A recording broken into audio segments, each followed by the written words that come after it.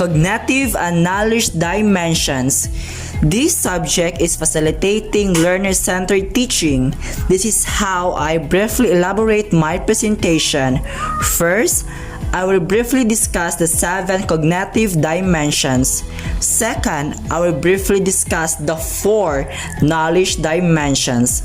Lastly, I will show my table of the objectives and activities of the cognitive and knowledge dimensions. This presentation is my semi-final project. By the way, I am Ayman M. Lumolho, your presenter for this day. This project is to be passed by our FLCT instructor, Ma'am Miriam Biga Bison. For this presentation, we used the revised taxonomy by Lauren Anderson. She is the Bloom's former student, and David Ratwell.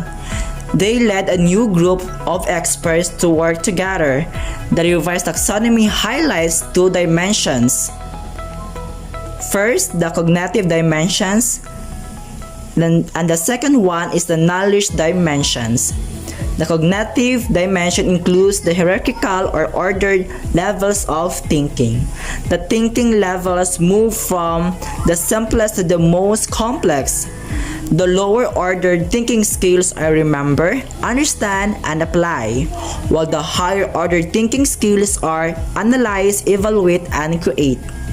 The knowledge dimensions includes 4 knowledge categories.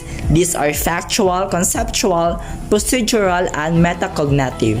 As a future teacher, my aim is to teach as well as my students to learn about facts, concepts, procedures, and metacognitive knowledge. Here is my table that shows how the cognitive and knowledge dimensions pair to form various kinds of learning objectives and activities. As what you can see in my table, there are 5 columns. The first column is cognitive dimensions. As we all know that there are 7 cognitive dimensions, which are remember, understand, apply, analyze, evaluate, and create. The second column to the 5th column comprises of the knowledge dimensions, which are factual, conceptual, procedural, and metacognitive. Let us begin first with the lowest order thinking skills, which is remember. Remember factual. List the types of geometric shapes. Remember conceptual.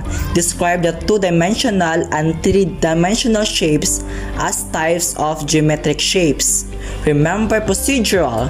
Recall the steps in solving word problems involving geometric shapes. Remember metacognitive.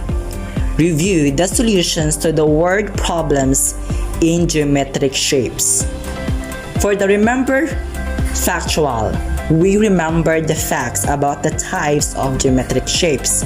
For the remember conceptual, we remember the concepts of the 2-dimensional and 3-dimensional shapes as types of geometric shapes. For the remember procedural, we remember the procedures of the steps in solving word problems involving geometric shapes.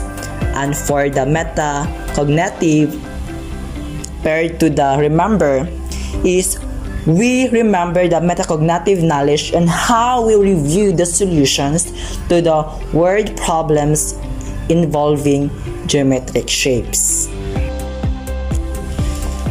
Understand factual. Summarize the properties of geometric shapes. Understand conceptual. Classify the types of geometric shapes according to their properties. Understand procedural. Describe the steps in solving word problems about geometric shapes. Understand metacognitive. Choose the best strategies to solve the word problems easily in geometric shapes. Apply factual. Use the given properties to solve word problems involving geometric shapes. Apply conceptual. Describe the properties of solving word problems with geometric shapes. Apply procedural.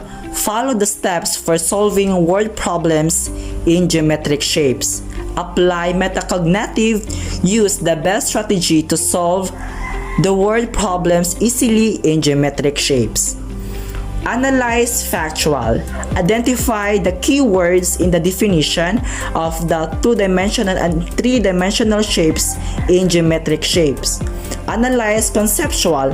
Identify the geometric shapes among the given properties. Analyze procedural. Examine the different steps in solving word problems involving geometric shapes. Analyze metacognitive. Reflect on one's ability to solve word problems involving geometric shapes. Evaluate factual. Select the most detailed steps for solving geometric shapes. Evaluate conceptual. Critique the different properties of geometric shapes. Evaluate procedural. Justify the steps in solving word problems involving geometric shapes. Evaluate metacognitive. Assess one's ability to solve word problems involving geometric shapes. For the last one, create factual.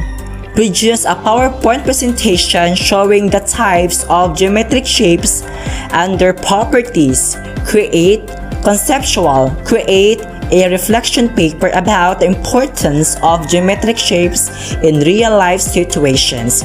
Create procedural. Create a new property for geometric shapes. And create metacognitive.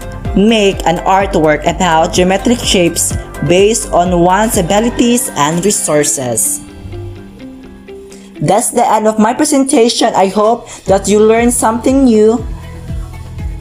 May God bless us and have a great day ahead. Thank you so much, everyone.